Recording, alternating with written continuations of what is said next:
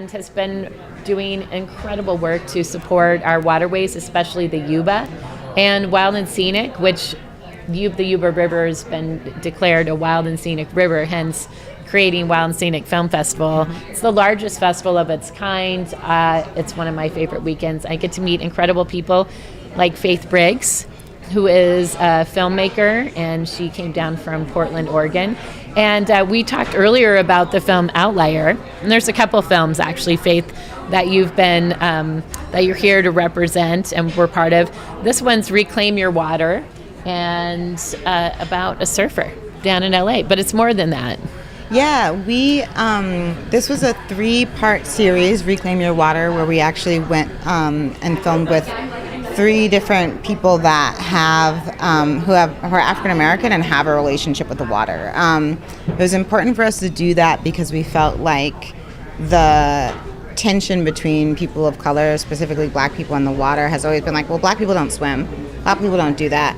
And, you know, everything from coming over on the Middle Passage, our history with water is a very tense and scary and unkind one. So to find these folks who, in spite of those barriers, have been able to create a really joyous partnership and have an experience with the water was wonderful. And so, yeah, Natasha lives in LA. She's a part of this awesome group called Ebony Beach Club.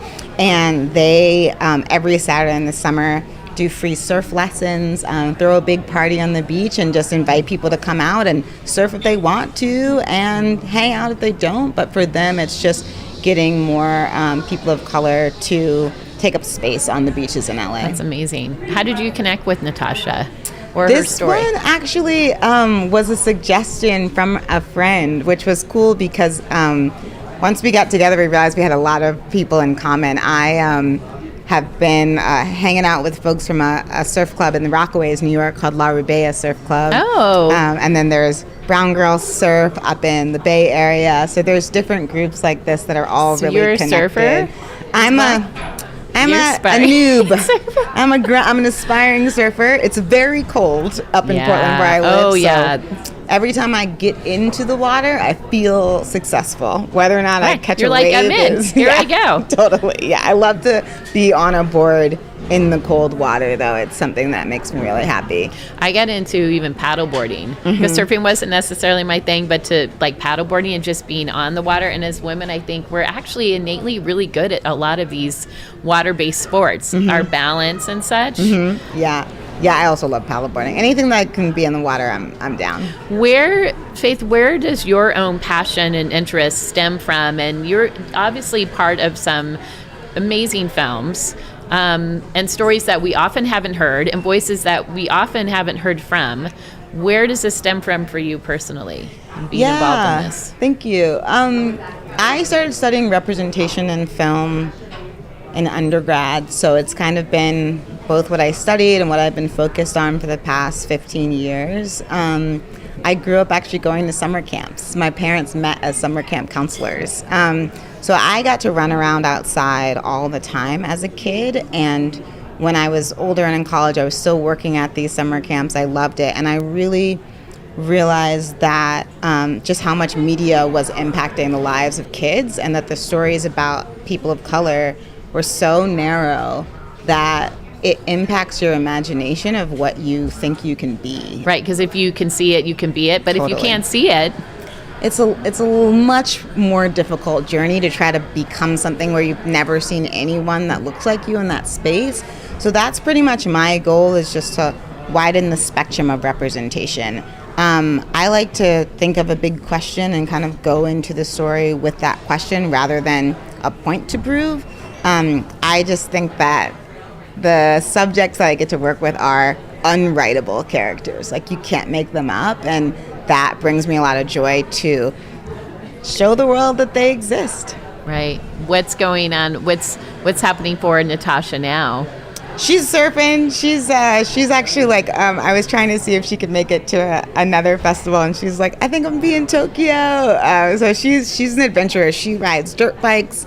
She's been a van lifer for a while. She actually got in her van and drove from Virginia, where she's originally from, out to LA. So she's definitely like pushing the boundaries all the time, and has a really infectious laugh and personality, and yeah. Well, and it also makes me wonder too, Faith, and I know you're going to be leading a workshop around this, where as a filmmaker, especially documentaries, the responsibility that we hold, that you hold, both with the storyteller, is it accurate? Are you conveying their story in a way that would resonate truthful for them? And then also just in some situations, like we share their story, and then there you go. I mean, and in some ways too, like even for Natasha, it can literally change their life because people know about your story now.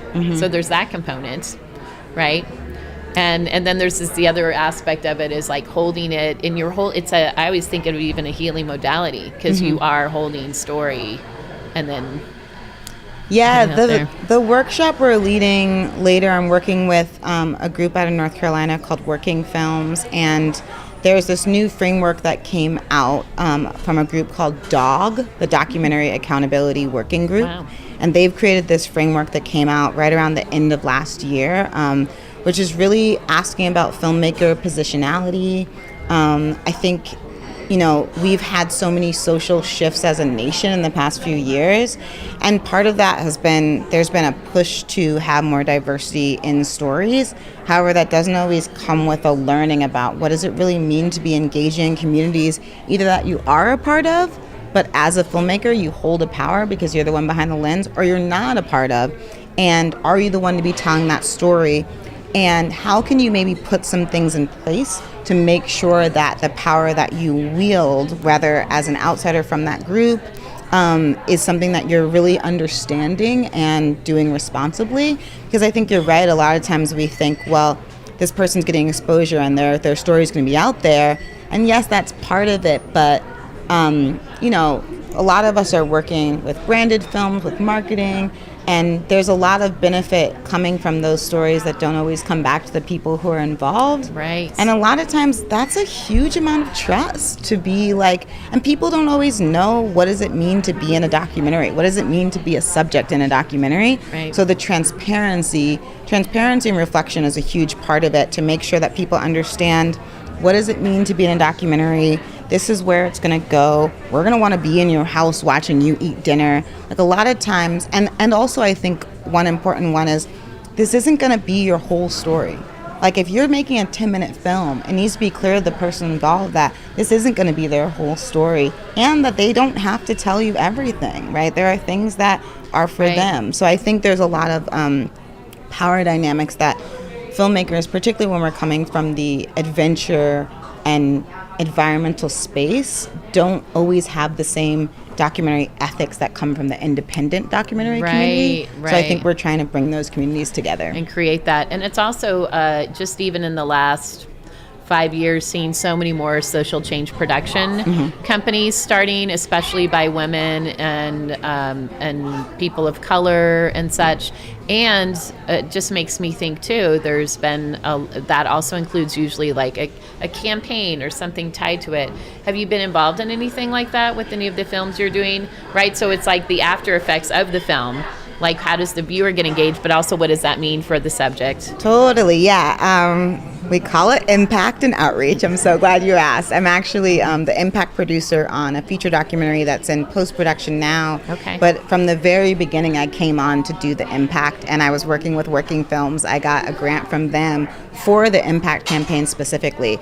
We've had really cool like summits with nonprofit folks and other people in the space to ask them, if a film like this comes out that touches on the places where you're really the experts, how would you use it? What are the subjects that are coming up that are most important for you, so that we make sure that as we put the film into the world, we're putting it out into the world in a way where it's helpful to the communities that are actually closest to the stories.